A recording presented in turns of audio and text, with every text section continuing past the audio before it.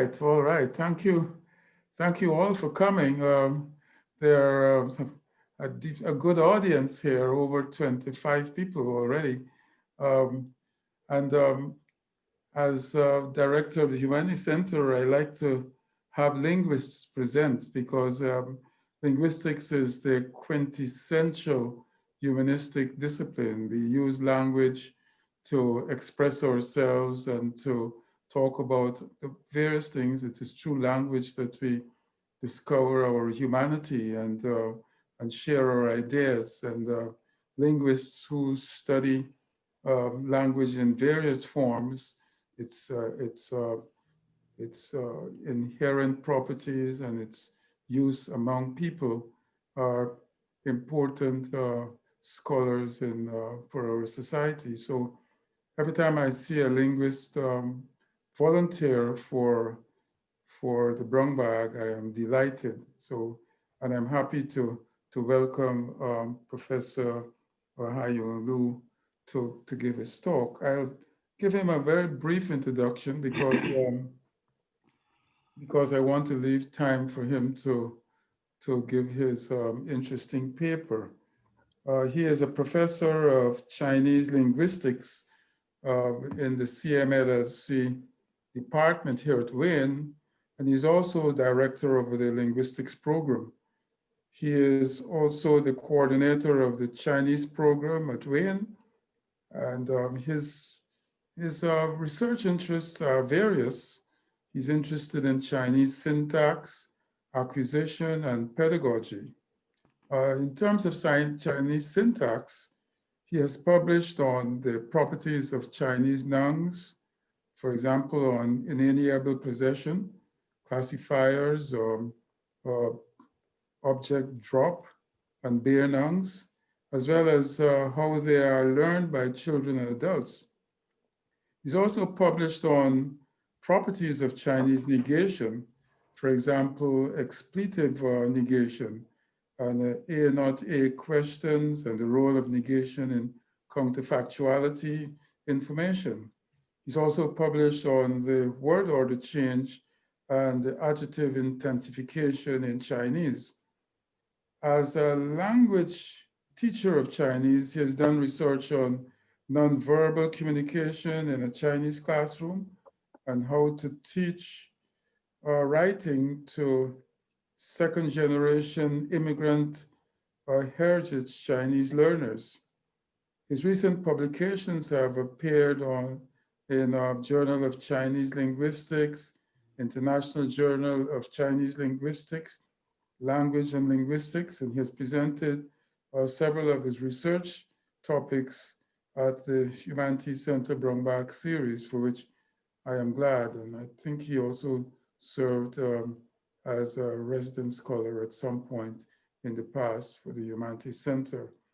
I hope that there are several students present here from the linguistics program, because I want to let them know that Professor Liu is an example of the possibilities if you graduate from this program. He got his BA, I understand, from a university, I think Peking University in China, and then he got an MA right here in linguistics. I think possibly concentrating on syntax. He had a very strong mentorship relationship with Martha Ratliff. And then he went to UCLA and got a PhD. UCLA is one of the top universities in the country, certainly one of the top universities in the West.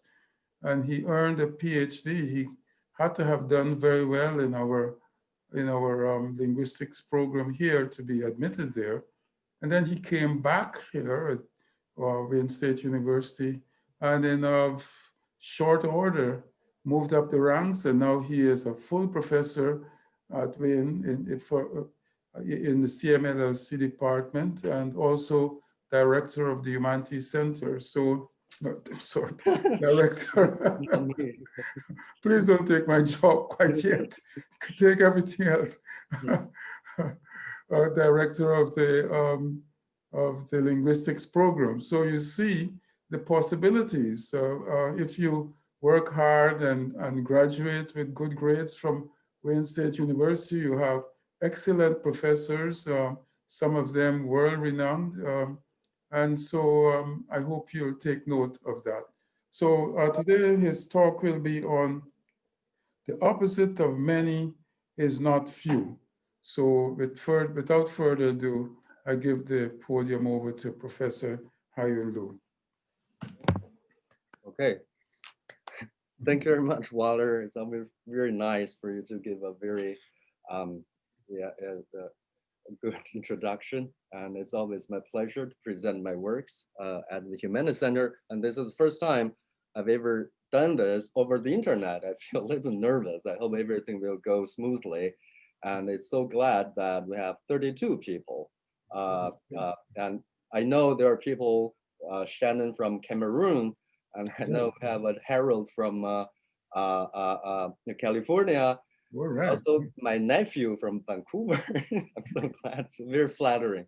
Thank you very much. And also, we have colleagues and students and people who I do not recognize from your name. And so, thank you very much for coming. And I hope you will feel the talk is worth your time.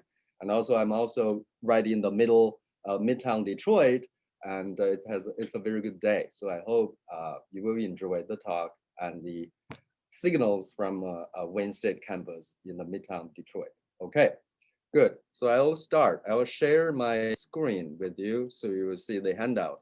Okay. Can you see it? Oops, not this. Can you see the handout? Can you see the handout I have? Yes. Yeah, okay, good, good. And let me just send it as a file one more time so people who come in late can get the file too. All right, okay, so we can start. So the talk is on the opposite of many is not feel. I have the goal is to explain why in English you can say my books are boring, my books are interesting, but it sounds funny in English to say my books are many or my books are few. But on the other hand, though, Chinese, like English, can say my books are interesting, my books are boring, that's fine. And Chinese can say my books are many and my books are few. That's perfect. So you see a contrast. Whenever you see a asterisk here, it means ungrammatical. If I put a question mark that there, it means, well, it's not too bad, but I prefer not to talk like that. Okay. So, and also in English, you can say I have few and many books. In Chinese, you can say I have many books. That's fine. But it sounds awkward in Chinese if you say I have few books. But on the other hand, in English and in Chinese, both languages allow I have interesting or have boring books. Both languages allow that. So why do we have this asymmetries? Okay, so our focus for today's talk is many and a few. So if I ask you for English speakers what the opposite of many, very likely you will say few. And I agree, yes. And I did a Google search. And if you Google map and many and a few and image, you will see a lot of images telling you what is many, what is few. There are more apples put next to a smaller number of apples to demonstrate many and a few. But very interestingly, it's really hard to find the pictures like this if you Google 很多 and 很少 in Chinese, which mean many and a few respectively. Okay, so first, let's just say many and a few indeed, they share many things in common. So first, for example, they are all very much like adjectives. The reason why we think they're like adjectives is because they have comparative and superlative forms. Many can be more or most, few can be fewer and fewest. But also they're adjectives, but they can be to some like determiners too. Determiners are things you can put before or now. But many and a few are different from many determiners in that determiners usually do not have comparative or superlative form. You don't have you don't have all, you don't have zeroist or things like this. Okay. And on the other hand, also many and a few, they are quantifiers. They really quantify, but they usually they have a ambiguity in terms of proportional reading and cardinal reading. Proportional reading basically means percentage. So to what extent percentage, for example, can it be considered many, and below what percentage can something be considered a few? And but also another reading is in addition to the proportional reading, many and a few have cardinal reading, means certain numbers. When you say many, that means 20 students or 5 students. So they're context-based. They're being, so first they're adjectives, and second they're quantifiers, but their quantifiers interpretation can be context-based. So for example, if you say Bill Gates bought many houses, you expect that he bought dozens of houses. If I say I bought many houses, probably you might think if I have 3, you would think, yeah, indeed, he bought many houses for a college professor. And also if Lang made few mistakes, and if I made one mistake, a few mistakes when playing the C scale, it doesn't mean that I'm as good as Lang. I just relatively, I made, by my standard, I made a very small number of mistakes. Okay, and on the other hand, though, they are quantifiers, but they're adjective, but their quantifier adjective, they're different from the quality adjectives. So for example, interesting and boring are indeed intrinsic, inherent properties of the books. Books can be interesting, books can be boring, and books can be read, books can be thin, but many and a few are really not properties of the book. For example, you can describe a person as lively, friendly, good looking, but you cannot just say, oh, this person is really many. You know, it does. So many is not a adjective that describes the intrinsic property of the subject. So now we understand that probably why English doesn't like to say my books are many or my books are few, because many and a few are not properties of the books, but many and a few are properties of the quantity, of the number. And it's very interesting. I've consulted with many speakers of English. Many do not like my books are many, but some quoted, you know, in the very formal speech, probably sounds like in the Bible, you can say something like his achievements are many, or his crimes are few. It sounds archaic, but it sounds grammatical. So it's very interesting. I'm going to explain why English speakers might have different attitudes towards my books are many and my crimes are few. Okay.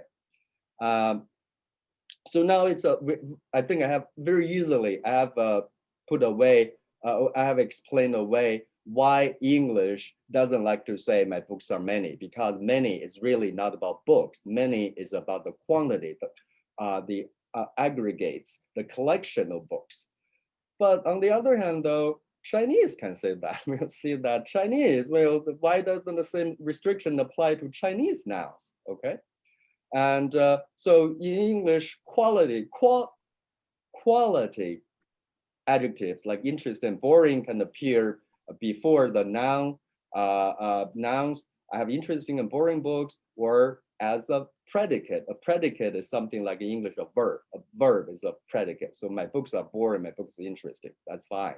So far I've got one thing taken care of, because the very special status of many and a few being quantity, quantifiers. Therefore, they do not go very well with subjects like individuals, specific things, but they prefer the thing they describe is the quantity. They modify the quantity, okay, volume, okay. And both many and a few can make an existential claim. What I mean by this, in this way, they're very similar to indefinite determiners. So what is a existential claim. So for example, many and a few can occur in the English there be structure. There be structure is English version of saying something somewhere. So you can say there are many students in here, or there are few students in here, and only indefinite nouns in English can be allowed to appear in the there be existential structure. So for example, it sounds awkward in English if you say there are the students in here, or there are the students in here. So this gives us some hint that probably being determiners, many and a few are have more leaned towards indefinite, okay, instead definite. The reason, the evidence is that because they can appear in the there be structure, that many definite articles, nouns with definite determiners cannot. And some other examples. So for example, if this sentence, the students went to concerts, didn't they? It's perfect sentence. So in English, this is a tag question in English. We have the tag here, didn't, and it's polarized with whatever the main status, the sentence, the main clause has, whether it's affirmative or negative. But if you change the to many, which is like indefinite or few, the sentence becomes worse. Many students went to concerts, didn't they? Some people hesitate. Some people say, yes, it's okay. Some people said, well, the reason you can only say this sentence when I know that you are talking about a certain group of students. Otherwise, out of blue, I feel this sentence is bad. So probably I figured that the reason is because people are used to because we have they in the tag part. So we really prefer they is really very specific, really definite. We know they, you know, when you say they, you know who is in your mind, very definite. So probably because many and a few can have some indefinite existential flavor. They're not ideal to appear in a tag question that have they in the tag part. So, and that's why maybe some speakers would prefer that. Really, I prefer to say this sentence only after I've talked about certain students. And then many students went to concerts, didn't they? Okay. But nevertheless, very few people accept this sentence. Few students went to concerts. Did they? I mean, we'll talk about this in the Q&A part if you have disagree with my judgment. And once again, I can sometimes the judgments can be really subtle, and you should feel justified if you really disagree with my judgments here. And once again, if you see the asterisk here, it means it's ungrammatical. Okay, so again, so here what I want to tell you that many and a few are determiners, and they tend to be in line with indefinite determiners. So here are some conclusions. So many and a few, both functions like adjectives, they have comparative superlative forms. They're like determiners. They can be used directly before nouns. And also definitely they're quantifiers because they deal with quantity, many and a few. Okay, so I mean, so now we know I've shown you that the identities of many and a few, they seem to wear many hats, and that makes things really messy. The more functions you have, the more likely that something will go wrong or go unnatural. Okay, but of course, the topic my talk is the opposite of many is not few. And why? Like there are many differences in terms between many and a few, not only in terms of the semantic lexical meaning. Many means a large number, few means small number. They have many other syntax, grammatical properties that are quite different. So for example, we know that many usually is affirmative. You can see this from the polarized form of the tag question. You have to say there were many students on there, but you say there were few does have some negative connotation, which can be seen in, there are few students, you say are there. You do not say there are few students aren't there, okay? And another thing is you can say many students know something about it, but if you use few, you have to change it to, we call it negative polarity item. A few students know anything about it. So one thing is that many is confirmative, but few has some negative connotation in it. And another thing is that we did say that many and a few can both appear in the there be existential structure in English, and therefore we believe they have some indefinite features. But everybody knows we have a few students, but English doesn't have a many students. Is this a coincidence, or this is really telling us something? And you can say another few, every few, the first few.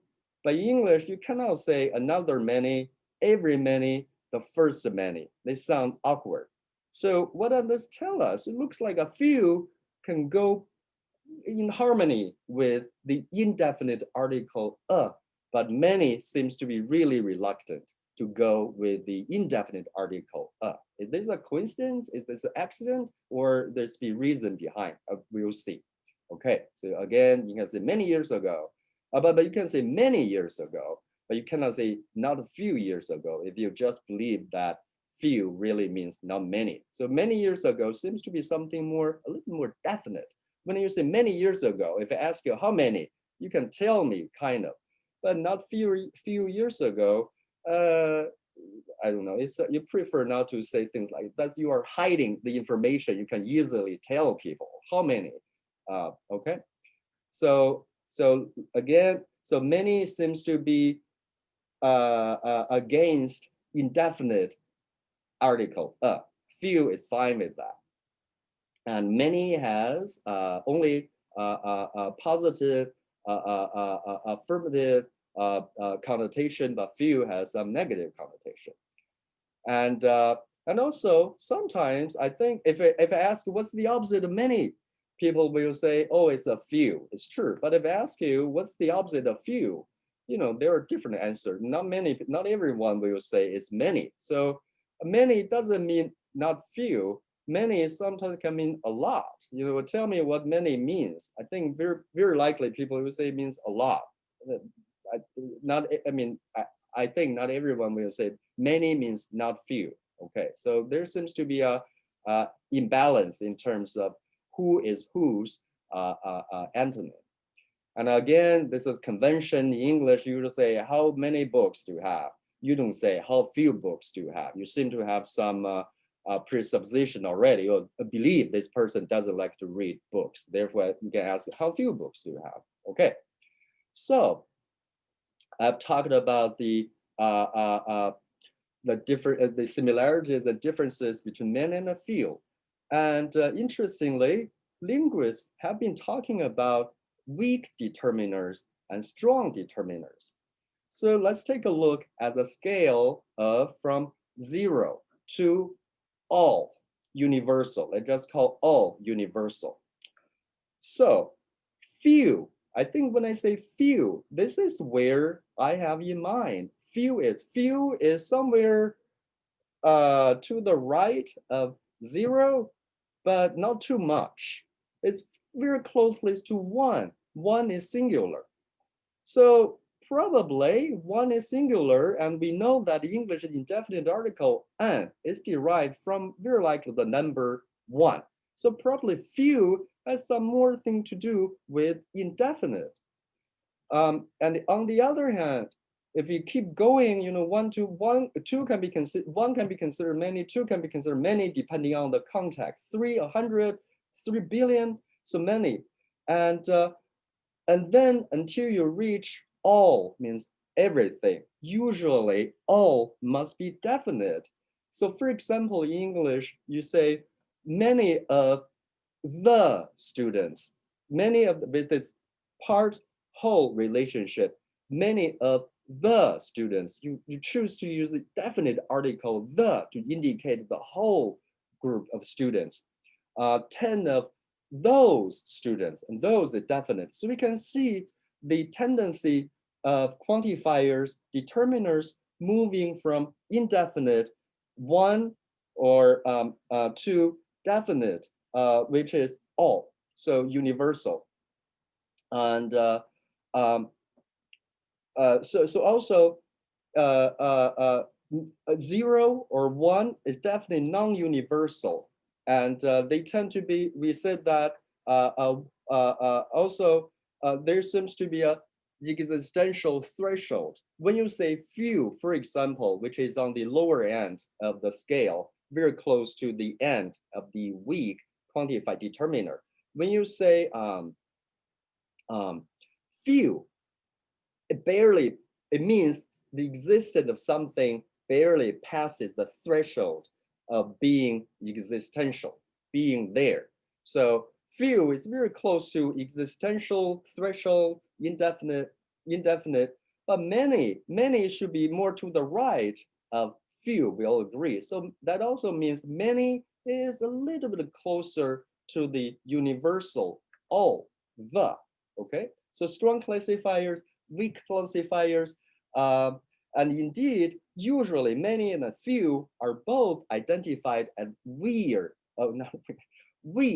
classifiers. But you can see that many seems to be a little bit stronger than weak, than few in terms of being the strength. And here is, I listed some of the typical representative quantifiers in English. From weak, none, and we have few or one, we have a few, some. Some is just, there's no significant judgment. Some means just certain number of. And I have a number of many, which means a larger number of, and most seem to be very strong. And then we have all. So you can see the quantifiers, determiners range from weak to strong, and they become more and more definite on the way towards universal.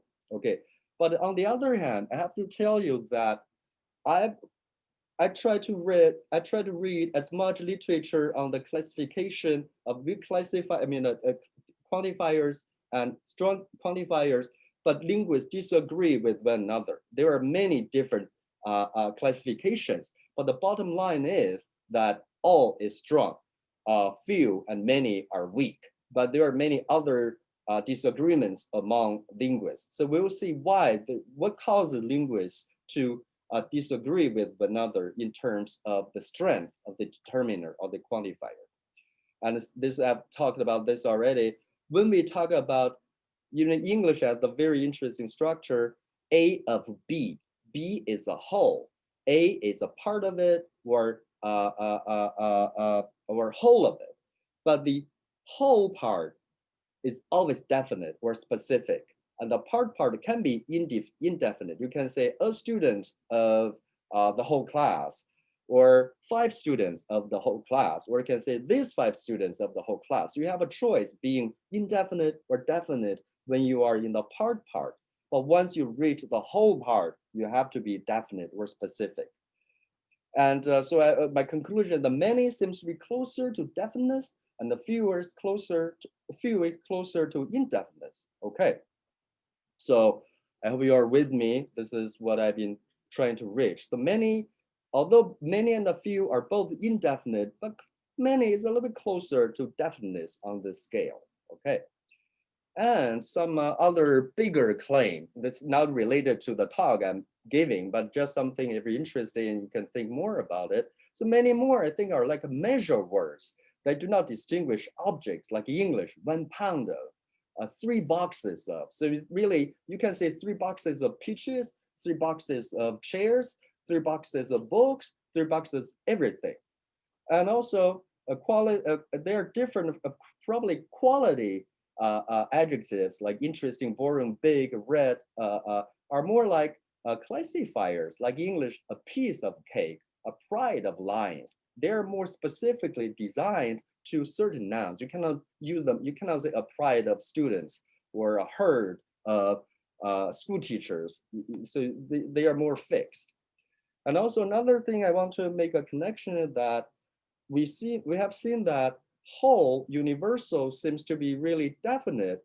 It's very similar to the perfective aspect in languages. Perfective aspect is English have. I have eaten, I have done it, I have come here. So perfective aspect seem to, you can only claim that something is complete when you have a number, the whole set of the effects, objects or events affected by the action. So there seems to be some similarity between perfective universality or boundedness, or telic, atelic.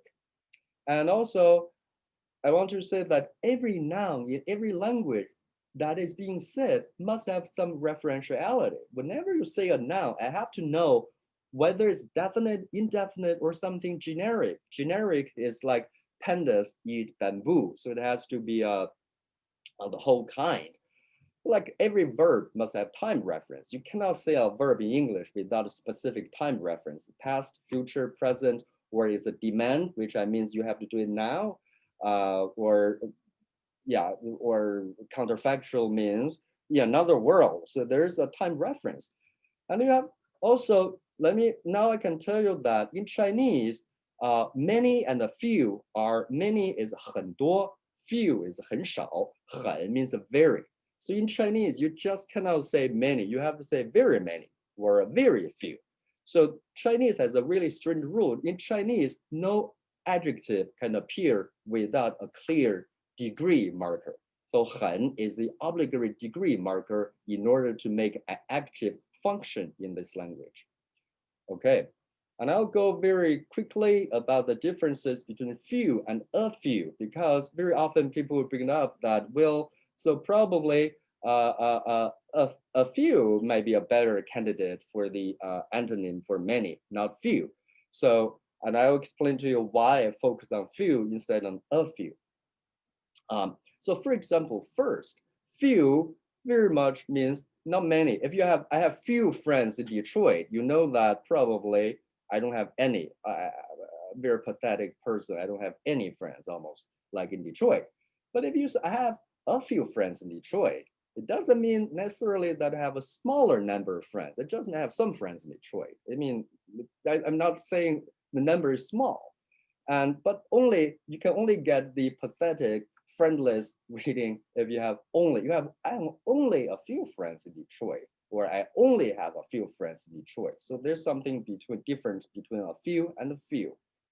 And so here again, you cannot say I have only few students in Detroit. I think you cannot, but you can say I only have a few friends in Detroit. I have only friends in Detroit. And a few like many has the comparative form. You can say John has fewer books, but you cannot say John has a fewer books, okay? And you can not modify few with lucky. You cannot say lucky few students, but you can say a lucky few students, like an idiom. And how few books do you have? Even if it sounds a little bit nasty, I mean, oh, you don't read at all. How few books do you have? But you can never say how few books do you have. So, but in negation, it's very interesting. Few and not few are neutralized. They mean the same thing, basically. So if you say not few students pass exam, not a few students pass exam, basically they mean the same thing. But we have explained this already, because few indeed has some negative connotation, which a few does not have. Okay, good. So I just try to show you why I focus only on few when a few whose meaning is very close to few. Okay, so now we know that many and a few are determiners, but many seems to be a little bit stronger on the scale of strength of determiners, and many and a few, it's more towards the weak, existential, indefinite side. Okay, and let's see how things happen in Chinese. So here I will some caveats I want to tell you so that you can appreciate the Chinese data a little bit better. Okay, first, Chinese doesn't have articles like the English and the. Chinese has bare nouns everywhere. So you can just say, let's just say here one, car, come, or come, car. You don't need, it means the car has come, a car has come. So in Chinese has a lot of bare nouns, which is only possible for English uncountable mass nouns like water, furniture, or money. Okay, so so Chinese nouns, Chinese doesn't have articles and it has many uncountable, bare nouns. And also linguists have noted that Chinese nouns, all the Chinese nouns really behave like English mass nouns, like water. In English, you can say water is good for you. I like water. Chinese, you can say car is good for you. I like car. But in English, you cannot say desk is good for you. I like desk. You know, you have to make some pluralize it or put a definite article, indefinite article. So all Chinese nouns ultimately by nature are very similar in terms of a behavior to English mass nouns, water, money, and furniture. So Chinese nouns do not distinguish singular or plural. We don't have definite or indefinite distinction. So imagine that, you know, if you learn Spanish, you have to memorize the gender and all the articles. But for Chinese, it's very easy, at least if the noun is concerned. Just remember desk means 桌子, and that will, it will keep you a long way learning Chinese nouns, okay? But as I said, distinguishing definite versus indefinite is really, really important in every language. Every language has a way to distinguish definite versus indefinite. When you say a noun, I have to know which one in the whole universe you are talking about, which ones, or what kind. So how does Chinese realize definite versus indefinite when Chinese doesn't have the articles the, and?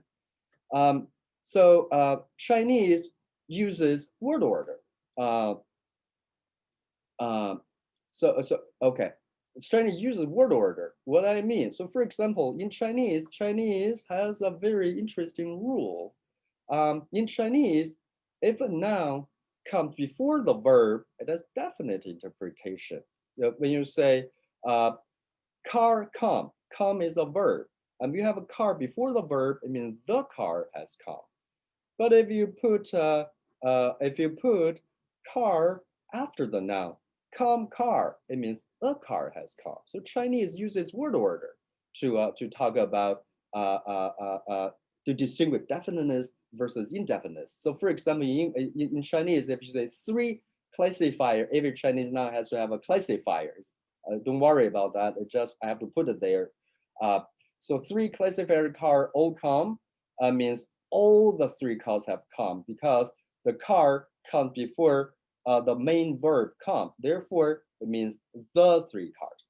But if you put it after, if they come, perfective means completion, three car. It means here has come three cars. Three car, you don't know which ones, they are indefinite. So it's a really strong tendency in Chinese. Chinese doesn't have the articles, but doesn't mean that Chinese speakers cannot distinguish definite versus indefinite. They use word order. So preverbal, definite, postverbal, indefinite. But of course, if you in postverbal position, if you use some of the determiners like that, this, they can have a definite interpretation too, okay? So preverbal in Chinese, preverbal position is reserved for nouns with definite interpretation. Postverbal bare nouns are interpreted as indefinite by default, unless you really have the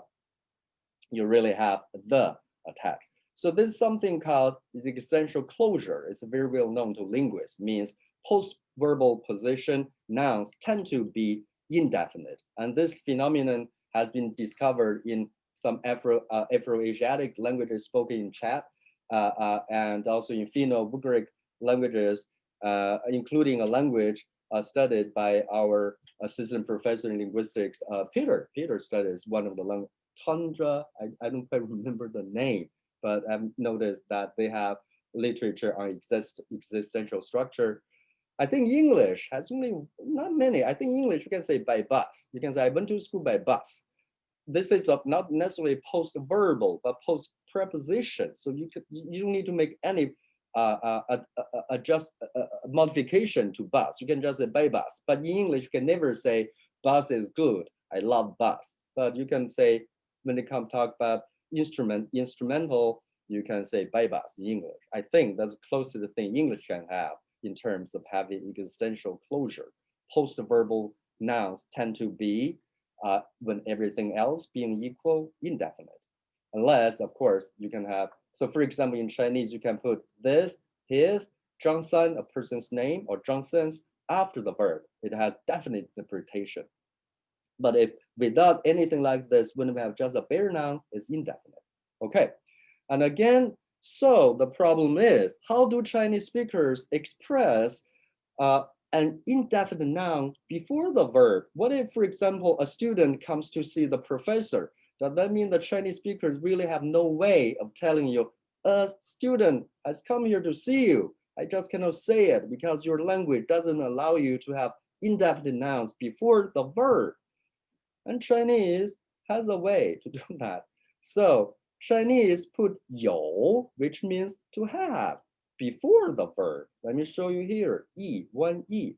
So you can say, have 3 cars come.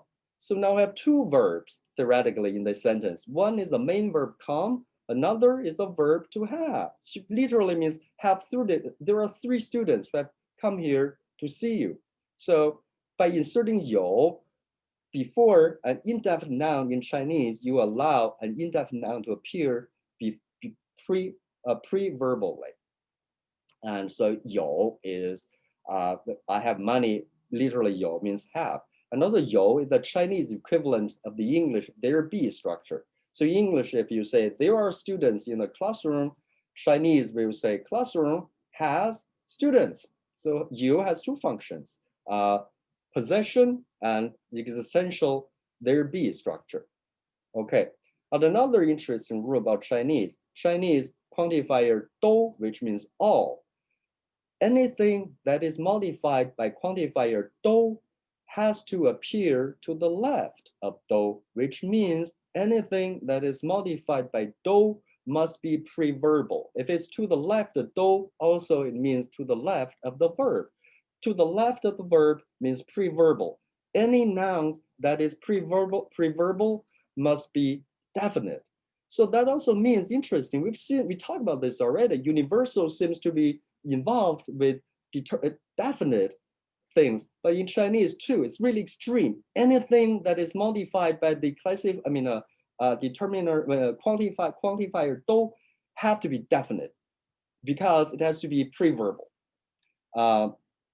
Okay, and another little thing we're going to use later is Chinese has another very interesting rule is that Chinese adjectives cannot modify a noun directly. In Chinese, you have to input 的 before the adjective and the noun, which we call, the 的 is called a nominalizer. So in Chinese, if you say a smart student, you have to say smart 的 student. I don't explain why, but just you can take my word, take my words for it. In Chinese, adjectives, in order to modify a noun, they have to have a suffix 的 attached to it. First step. Okay. And so here, so we have perfective, classifier, nominalizer. This is the glossing. So I've shown you that in Chinese, word order is used to distinguish definite versus indefinite.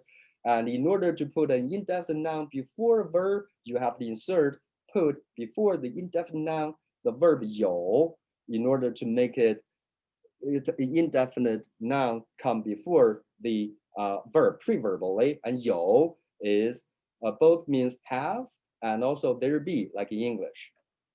And here, again, anything that is modified by 都 must come before the verb. Although Chinese has SVO word order, I eat apples in Chinese. But if you say, I know both and all mean the same thing. I know both Zhang San and Li Si. You have to say Zhang San and Li Si, I all know. You have to put them before, to the left of 都, to the left in a preverbal position, the verb. You just cannot say 我都认识张三李四. I all 认识 no, Zhang and Li is ungrammatical. Anything that is modified by 都 must be definite. That means it must appear preverbally to the left of the verb. Okay, so let's take a look at how Chinese 很多 and 很少 functions. So Chinese 我的书很多 this is grammatical. In Chinese, this is grammatical. Although it sounds bad in English, my books are many. And my books are few is grammatical in Chinese. But this means I have few books, doesn't mean I have a few books. And so we've seen the different, I've explained to you that the reason English cannot say my books are many is because many is really a quantifier, is target is quantity, not the books. But why this possible in Chinese? I don't have a very good answer, but let me tell you, here's what I think.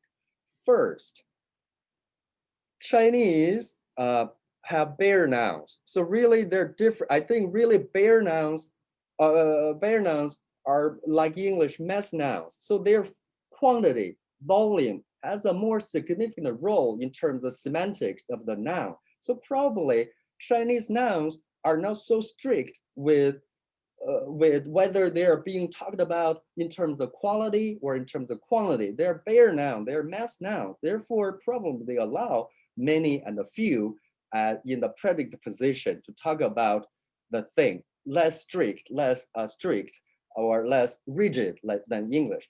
Another thing is that my books are many.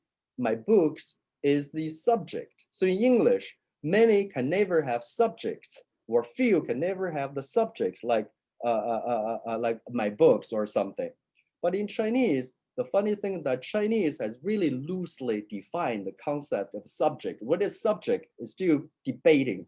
Linguists are still debating whether Chinese has subjects or not. And some people say Chinese really doesn't have subjects. Some Chinese has something like topics, like speaking of Peter, he is sick. In Chinese, you can just speaking Peter, sick. So I think the very blurry, fuzzy definition of subject and the Chinese nouns being definite, mass nouns in nature make it possible. We can say my books are many in Chinese, my books are few. Okay, let's move on. In Chinese, you can say I read many books, fine, like English, I read many books. But in Chinese, it sounds funny if you say I read very few books. I read few books. It just it sounds awkward. Okay. So why here is my explanation. Okay. So remember, we said that in Chinese, in Chinese, we said that in Chinese, if a noun,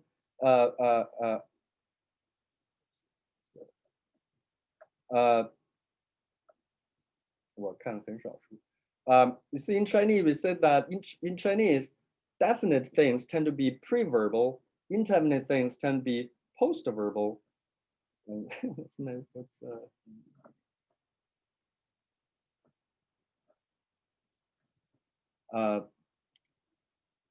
see what my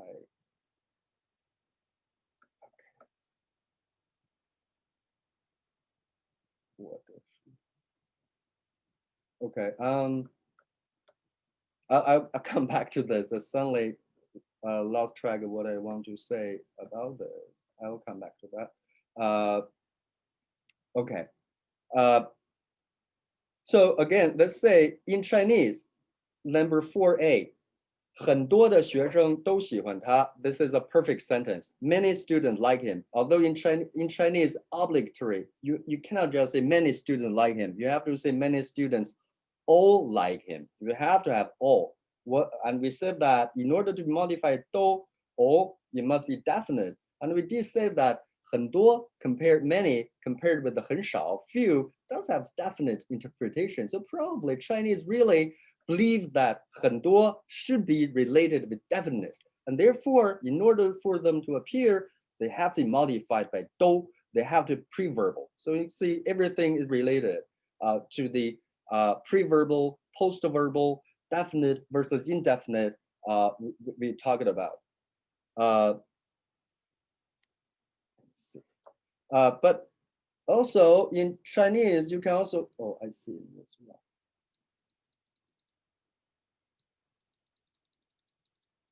Also, in Chinese, if you want to say there are many students who like him, it's very easy. In Chinese, you can change a definite noun into indefinite just by adding 有. So 有很多学生喜欢他. There be many students who like him. So we understand why in Chinese 很多 must go with 都 because definiteness, the obligatory definiteness interpretation of 很多. And but in Chinese, for example, this sentence is ungrammatical. It sounds, if you ask a Chinese speaker, is this sentence correct? They will say yes. But if you ask them, think twice, they will say, oh yeah, I prefer that there's a 有 in it. Okay. So many students like him is ungrammatical because there's no 都. So the definiteness of the 很多 is not strengthened. It's not emphasized. Therefore, this sentence, you can either put a 都, you put a 有 before the 很多. Okay. And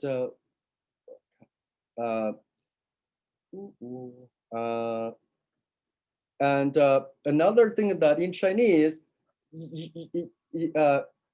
okay, in Chinese, another way of saying there were a few students like him, you can say 很少, very few 有 students like him.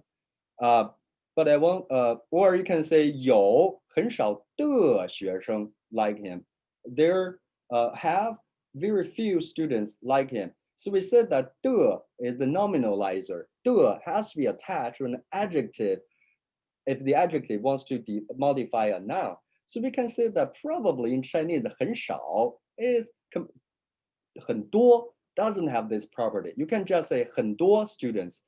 You have to the 很少的 students. So probably my argument is that 很多 is really more like a determiner, less like an adjective. Therefore, it can get away from the requirements on adjectives. But 很少, since the very weak or much weaker determiner compared with the 很多, it's more like an adjective. And the price being an adjective that in order to modify a noun, 很少 must have a suffix 的. So you have to say 很少的 students, but you can just say 很多 students. Okay.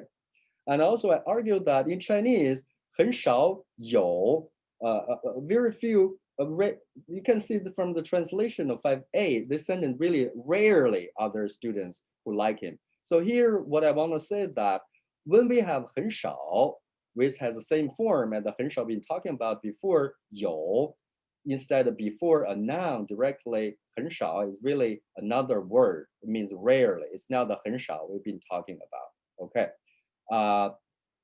So for example, 很少, 很少的, yeah, this is what I said. You have to have 很少的学生喜欢他. You have to have 有 because 很少 is indefinite. And in order to appear preverbally, you have to add 有 to make it postverbal. Okay, so here is my conclusion. I hope I'll come back to the thing. So all the Chinese nouns are mass nouns like water, furniture, money, and therefore 很多很少 can be predicate verbs, and they express the quality of the congruous collection of the nouns, similar to large number and small number. And also there's a blurry concept of what indeed is the subject in Chinese. And I think in this way, Chinese is very similar to English. You can say that's too much, it's too little. If you do not specify what you are talking about, you can get by putting much and little in the predicate position. But once you know for sure the books, you cannot say this. You cannot say books are too many. But once you do know what the thing is, you can use that. And now it also explains probably in English, when we say my achievements are many, it sounds better. I think really because achievements or crimes are kind of generic thing. They're not very specific. They're not like a books. They're just the kind of a thing. Therefore, like Chinese mass nouns, they would allow many and a few to appear in a predicate position to be modified many and a few. My books, my achievements are many sounds better than my books are many, because the achievements are more like mass nouns, generic. You don't need to specifically what they are, what my achievements are, okay? So English nouns refer to more individual tokens. Chinese, because Chinese English has articles, and they don't have bare nouns, but Chinese and also English has very strict rule for what a subject is. Each sentence must have a subject, and I explained this already. And so my thing, although both many and a few are existential claim, can have existential claim. Few is closer to weak determinants, like in singular or indefinite. Many is stronger, closer to stronger determiners, like universal and definite. And we see that why in Chinese must have 有 before the preverbal indefinite 很多, because or preverbal indefinite 很少, because they're both still indefinite. You have, in order for an indefinite noun to appear before the preverbal, you have to have 有, the existential marker. But 都 is usually associated with universal and definite, and therefore required to be in a preverbal position in Chinese. I can see that it has to go with 都. We have seen this already. And 很少的 can never have a definite reading. It's too weak to be determiner. Therefore, they are really downgraded to just an adjective. That also explains why in Chinese you have to say very few 的, okay, if you want to modify a noun.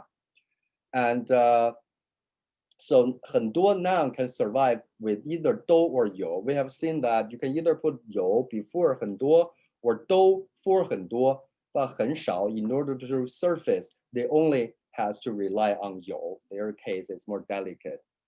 So and also I said that linguists haven't agreed on what is weak, what is strong in terms of strength of determiner. And after presenting to you the Chinese data, you might have an idea. It's really hard in Chinese.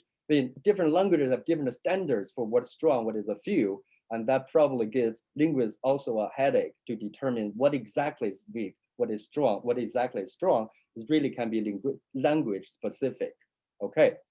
And 很少is rarely, means rarely. When it's used before 有, it's different from the 很少as a quantifier, as an adjective we've been talking about. So for example, I rarely eat rice. That's the correct method. So I hope I have, so universality is shaped by the idiosyncrasies of every language, you know, the strength of determiners, wherever there's something universal they share, but in each individual language, they have different behaviors. Okay, thank you. So that's all I have. Okay, and I'm open to questions.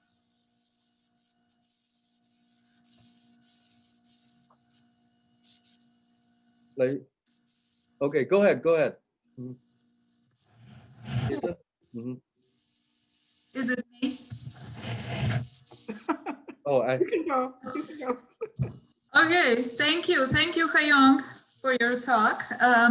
Yeah, I have a couple of observations and then a question. mm-hmm. One observation is when you gloss do as all, and it occurs with many, I'm just wondering if it wouldn't be better to gloss it as maybe universal quantifier. Okay. Yeah. It doesn't really mean all. It occurs with definiteness. Exactly. Yes. Okay. Is semantically analyzed perhaps as universal quantification. Yeah. So yeah, I agree. Yes, it's a good idea. Okay. And the question I have, so playing the devil's advocate a little bit, I think you provided so much interesting data about many and few, but there is one piece of data that seems to suggest that perhaps they are considered to be opposites in English. So something like, I have a few friends, you can follow up and say, in fact, I have many. So they don't act as opposites, but we cannot say I have few friends in Detroit. In fact, I have many. So I feel Fred. Oh, I feel. while a few is compatible with many, you can say I have a few friends in Detroit. In fact, I have many. Mm-hmm. I think that's okay in English, but it's not okay to say I have few friends in Detroit and then to follow up by saying, in fact, I have many. That seems contradictory. Yeah. So just thought that maybe that's something that maybe you can also take into account. Mm-hmm, mm-hmm. Yes. I think maybe there's a three-way distinction: large number, small number, and none. So I think many really corresponds to not existence and small number. Yeah, I think why both few and a few can be the opposite of many in some situations. Okay, thank you. And Enid? I had a couple of, I was wanted to respond to Liliana. Is that how you pronounce your name? Oh, but anyway, I just wonder, I'm supposed to be a Chinese teacher, and I have no idea how to say, I read, you said you can't say 我看很少书. You So can how do you say, I marked that wrong. I definitely can't say that. So No. how do you say, I read? It's a very good question. I know in order to fix it, I said you can add a nominalizer 的. You can say I read 很少的书. 我看很少的. It still sounds funny. It's still, I prefer to say the books that I read are small, are few. That's preferred.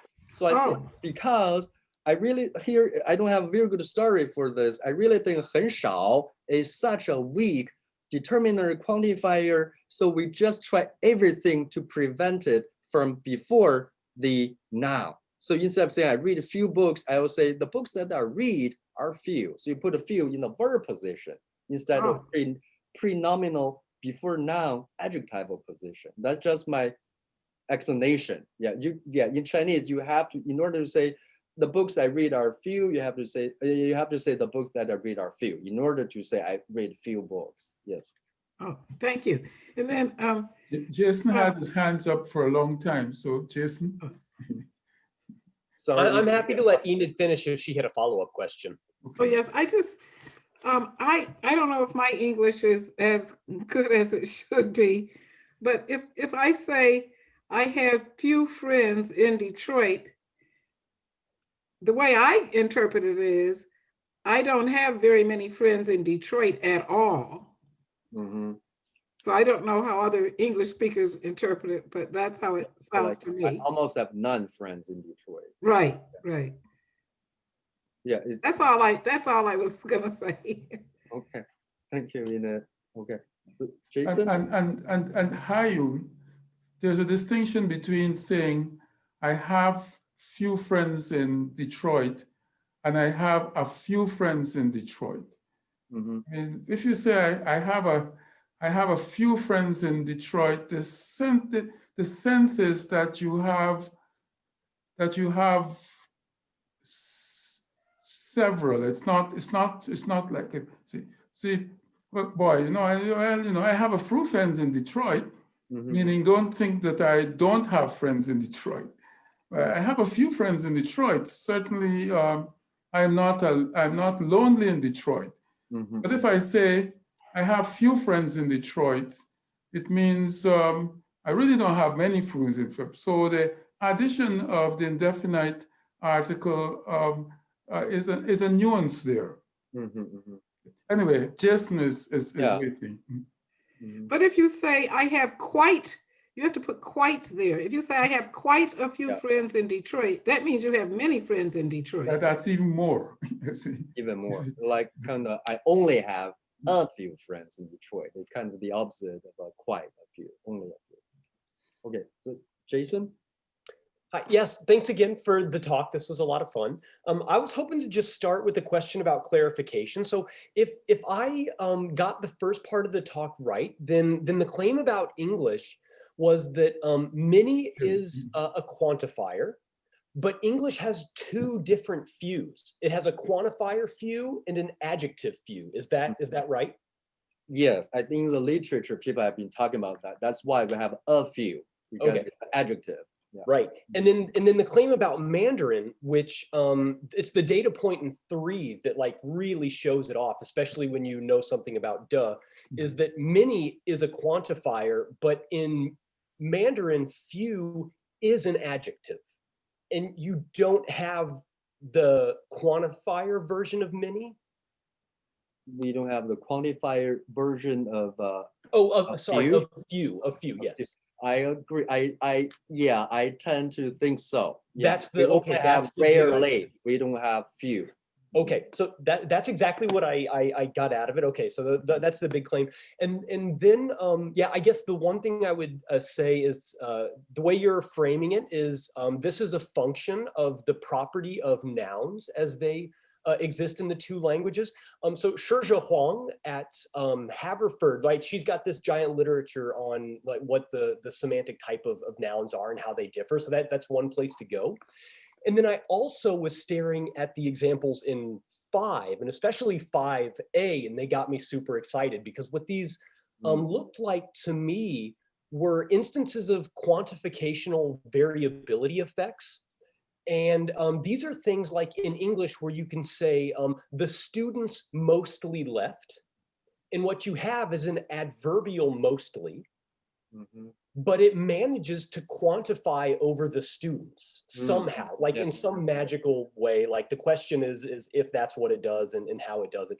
But I thought that might be a fun path to follow in the literature to talk more about how very few in 5, and then you say later on that it just smells like an adverb. Like you quantify either verbs or nouns. You have adverbs quantify verbs and quantifiers quantify nouns. Yeah. Okay, thank you. What about Jim? It's your turn. Hi, Haiyong. Jim. I really like this talk. Thank you. Listen, I would argue that you could say, I see a herd of professors in the mall. It would be grammatical, but there's a metaphor implicit in it because you're comparing them to animals, right? And so the connotation would be negative, but I would argue that it's grammatical depending on the context. Yeah. And the reason you think it's funny is because usually herd doesn't go with professors. There is a rule. You have the fun by violating the rule. The fun is come from the violating of the common rule. Well, fun is in setting up a metaphor. The metaphor that is implicit, right? Okay.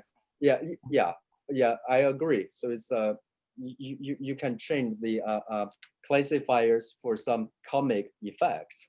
Is that what you mean? Yeah, something like that. In Chinese too. Chinese kids play games. They switch the classifiers. You can say a pile of humans or something. It's fun. It's just, yeah, you change the nature of the noun by switching the classifiers. Yeah, good talk. Yeah, thank you, Jim. Okay, the Bruce. I think you are unmuted. You are not. You are still. Okay, how's that? Now you can hear me, I think.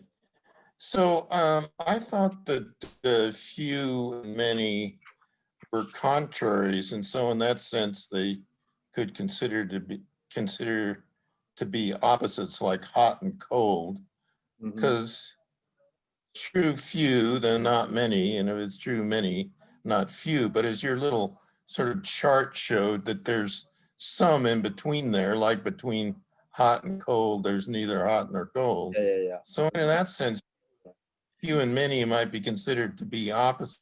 I thought the same thing of a few before Liliana and some other people made comments. And I think about a few, it's ambiguous between only a few and quite a few. So only a few would exclude many, but quite a few doesn't exclude many. So maybe they're not contraries.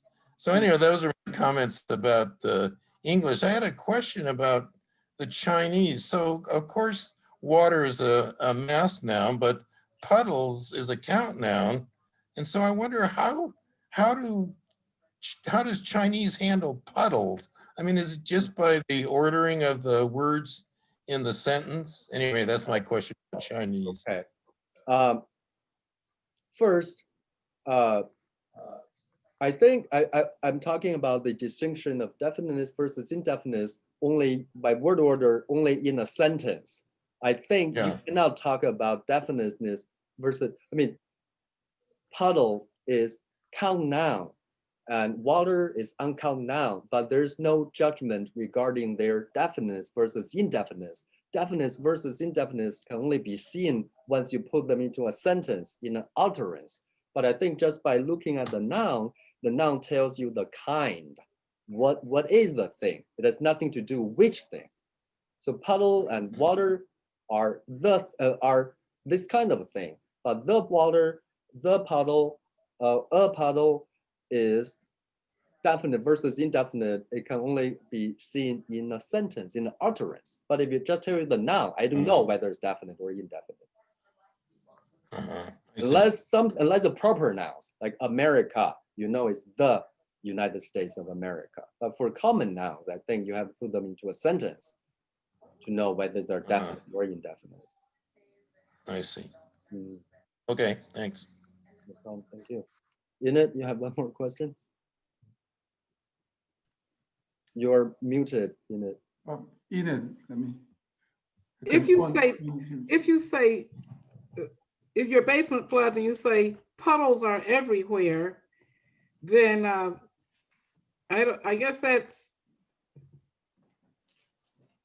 indefinite. But if you say puddles are everywhere, I think it's more generic, not necessarily. Thank you. There's they're everywhere. Yeah, the thing is always there, is always everywhere. Thank you. Any other questions?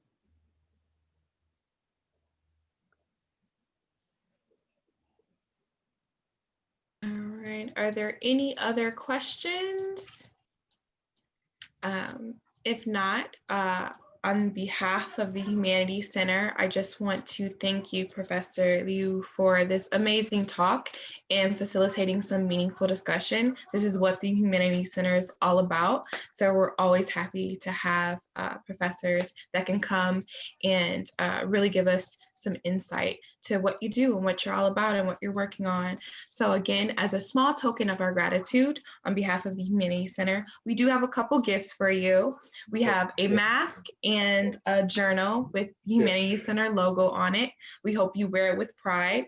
I'll be connecting with you individually via email to get you these gifts towards the end of the semester once COVID has, died down, hopefully, fingers crossed. But if Dr. Edwards has any last words, we can go ahead and wrap up. So. Well, I want to thank Haiyong for an extremely interesting talk about the difference between English and Chinese. And I hope that it has stimulated a lot of information, a lot of queries. I hope you were able to download the handout. And I think he has given us permission to record the talk. And since that is so, you can revisit the talk on the center's website and also on YouTube. So thank you very much. And I could hope that you all will find time to come to some more of the center's Brownback talks. There is one tomorrow involving a historical talk by a Chinese professor here as well. So thank you all for coming. Okay, thank you. Thank you. Thank you, everyone. Okay, bye-bye. Everyone have a good one.